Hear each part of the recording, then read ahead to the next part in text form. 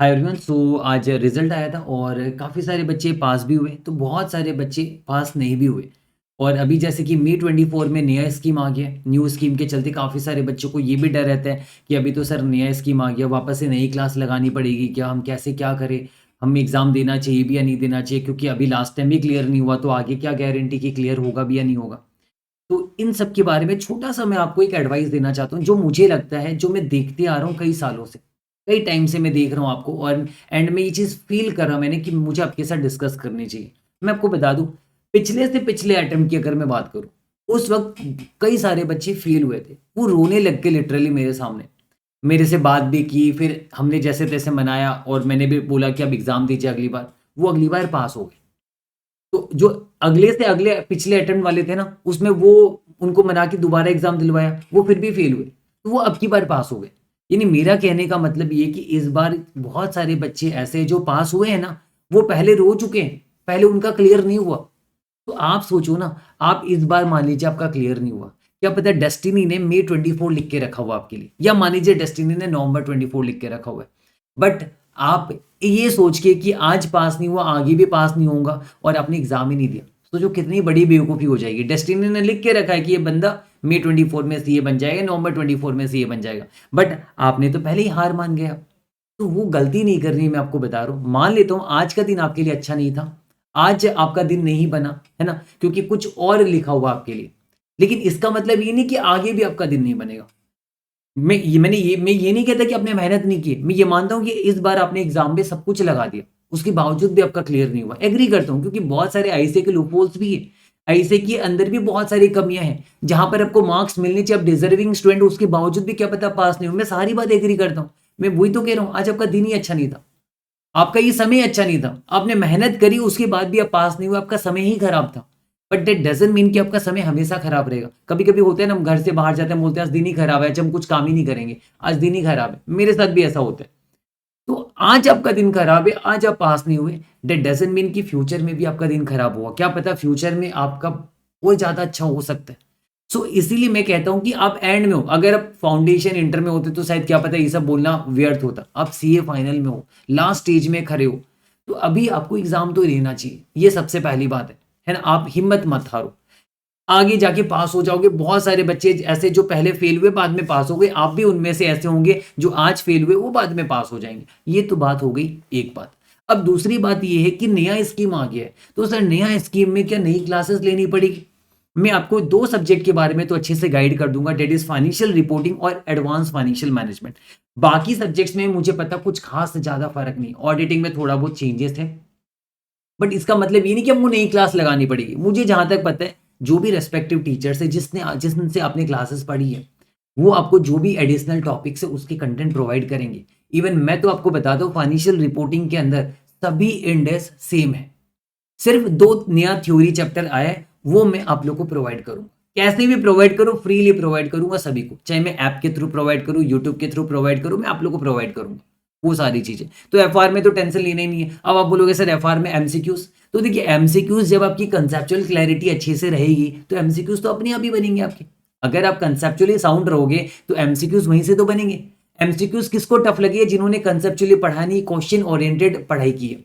अगर आप in depth पढ़ाई करोगे, जैसे हम कंसेप्चुअली क्लास में पढ़ते, इन डेप्थ अगर हम पढ़ाई करेंगे तो एमसीक्यूज हम आराम से संभालेंगे, टेंशन की कोई बात ही नहीं है। मैं तो चाहे कोई भी बैच हो, फास्टर बैच हो, रेगुलर बैच हो, मैं वहां पर आपको कंसेप्ट देता हूँ, तो उसी से तो एमसीक्यू फ्रेम होंगे। तो पहली बात तो एमसीक्यूज के लिए घबराना नहीं है। एमसीक्यूज कंसेप्चुअली आएंगे, आपको कंसेप्चुअल नॉलेज होगी, आप आराम से संभालोगे। और या फिर एमसीक्यूज ऐसे भी आएंगे कुछ नंबर के, जहां पर मान लीजिए आपको जैसे पहले क्वेश्चन पूछा जाता था, अभी भी क्वेश्चन पूछा जाएगा, प्रैक्टिकल क्वेश्चन, उसके सब पार्ट्स करके आपको एमसीक्यूज पूछ लेंगे। या फिर आपकी जो कंसेप्चुअल नॉलेज आपकी है ना, अलग अलग इंडेक्स की, उसे एमसीक्यूज फ्रेम कर देंगे। तो ऐसा नहीं है कि अब एमसीक्यूज आपको बर्बाद कर देगा। इतना तो मैं श्योर हूं कि एमसीक्यूज अगर 30 का आएगा, आप 20 तो आराम से ले आओगे। अगर आप थोड़ा सा भी कंसेप्चुअली साउंड हो, मिनिमम 20 आप लेके आ जाओगे।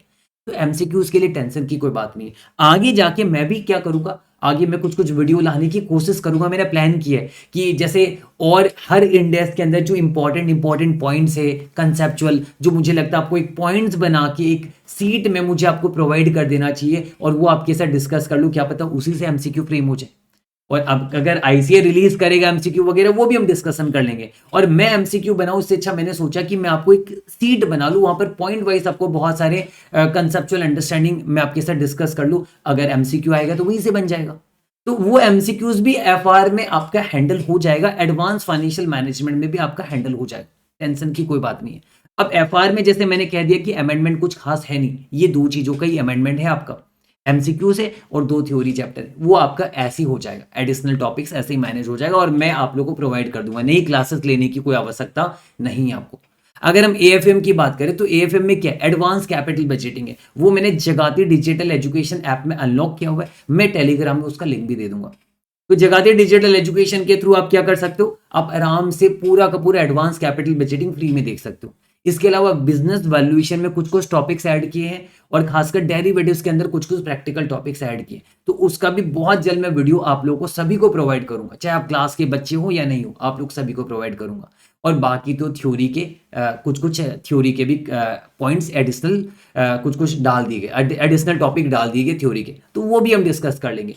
तो आपको एएफएम में बाकी सारे चैप्टर तो सेम ही है, सब कुछ सेम है, मैं आपको बता रहा हूं, कुछ एडिशनल टॉपिक्स को छोड़ दे तो सब कुछ सेम है। तो जो पढ़ा हुआ आपका कुछ भी वेस्ट नहीं जाने वाला, बस थोड़ा बहुत एक्स्ट्रा से एड ऑन पढ़ना है। और मेनली कैपिटल बजटिंग आपका एक एक्स्ट्रा से सेपरेट चैप्टर है जो आपको पढ़ना है, और वो तो मैंने ऑलरेडी प्रोवाइड करा दिया, बाकी भी चीजें बहुत जल्द आपको प्रोवाइड कर देंगे। तो डरने की क्या बात है, फाइनेंशियल रिपोर्टिंग एएफएम में डरने की कोई जरूरत ही नहीं है। एमसीक्यूज मैंने बता दिया कंसेप्चुअली साउंड रहे हुए, तो आपको यहां पर भी कोई टेंशन की बात नहीं है। बाकी मैं क्या करूंगा, कोशिश करूंगा कल ही स्ट्रेटेजीज का मैं वीडियो आपके साथ डिस्कस करूंगा लाइव आके, या फिर जैसे भी हो मैं आपके साथ स्ट्रेटेजीज भी डिस्कस करूंगा। और इस बार हम डेली टारगेट्स भी जल्दी स्टार्ट कर देंगे, ताकि आप अभी से टारगेट्स ले लो, क्योंकि मैंने देखा हर बार क्या होता है ना, रिजल्ट के सप्ताह 10 दिन के बाद आप फूस हो जाते हो।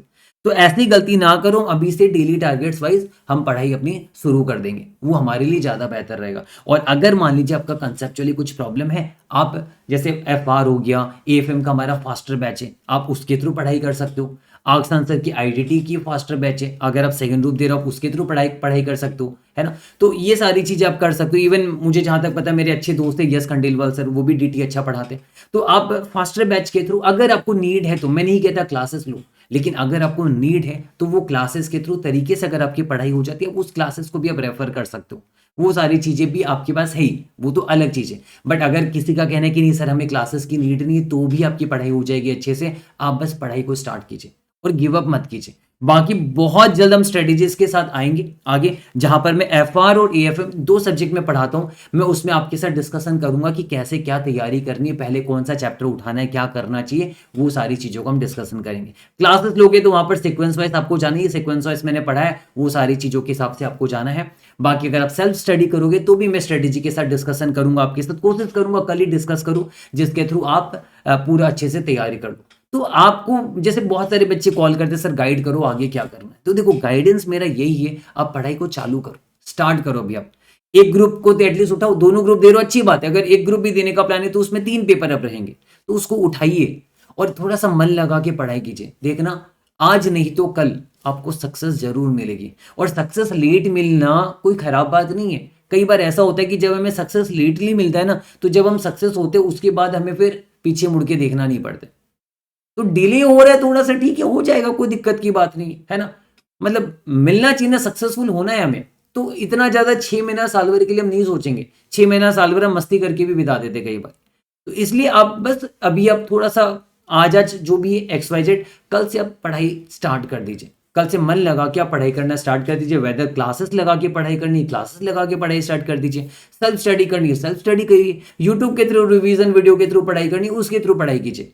और मैं क्या करूंगा, जैसे क्वेश्चन बैंक हो गया वगैरह वगैरह, ये सारे हार्ड कॉपीज तो हमारी वेबसाइट में ही प्रतीकजगाती.com में मैं क्या करूंगा, हमारे टेलीग्राम चैनल में भी उसके पीडीएफ वगैरह भी शेयर कर दूंगा। और कई सारे बच्चों के ये क्वेश्चन रहते हैं सर हमारे पास तो पहले से क्वेश्चन बैंक है, हमें क्या नया लेना चाहिए, नहीं लेना चाहिए। जो भी एडिशनल रहेगी पीडीएफ वो आप लोग को प्रोवाइड कर दिया जाएगा, आप बस उसको प्रिंट निकाल लीजिएगा। हार्ड कॉपी तो देना पॉसिबल नहीं होगा, वो एक्स्ट्रा से प्रोवाइड कर दिया जाएगा, आप उसको प्रिंट कर लीजिए। दैट्स इट, बस बात खत्म। तो रिलैक्स रहिए, इतना मत सोचिए, बस ठीक है। हम रीस्टार्ट, जैसे अभी 12th फेल मूवी आई थी ना, कितना अच्छा मैसेज दे रहे थे वो, रीस्टार्ट। फेल हुए कोई बात नहीं, रीस्टार्ट करेंगे, वापस से रीस्टार्ट करेंगे। तो आप भी ये बोलो रीस्टार्ट करेंगे, बस बात खत्म, ठीक है। तो आज एक बटन दबा दो, है ना। जैसे उनका शर्मा जी, क्या नाम था उनका, क्या शर्मा था, मुकेश शर्मा क्या था, मुझे याद नहीं आ रहा है ना। तो रीस्टार्ट, आज हम रीस्टार्ट का बटन दबाएंगे और हम रीस्टार्ट करेंगे और अगले May 24 में कोशिश करेंगे, वापस से उतरेंगे May 24 में, वापस एग्जाम देंगे। क्या पता May 24 की डेस्टिनी हमारे लिए लिखी हुई हो, तब हम पास भी हो जाएंगे, है ना। तो इसलिए तैयारी स्टार्ट कर दीजिए और जल्द से जल्द। और प्लीज प्लीज हमेशा की तरह इस बार ऐसा मत कीजिएगा, अभी जो मोटिवेशन आपके अंदर आया होगा पढ़ाई करने का, इसको एग्जाम तक कंटिन्यू रखिएगा। बीच में वापस एक होता है ना, मतलब लूज मत हो जाएगा बीच में। तो ये चीज का ध्यान रखिएगा। चलिए, ऑल द बेस्ट एवरीवन।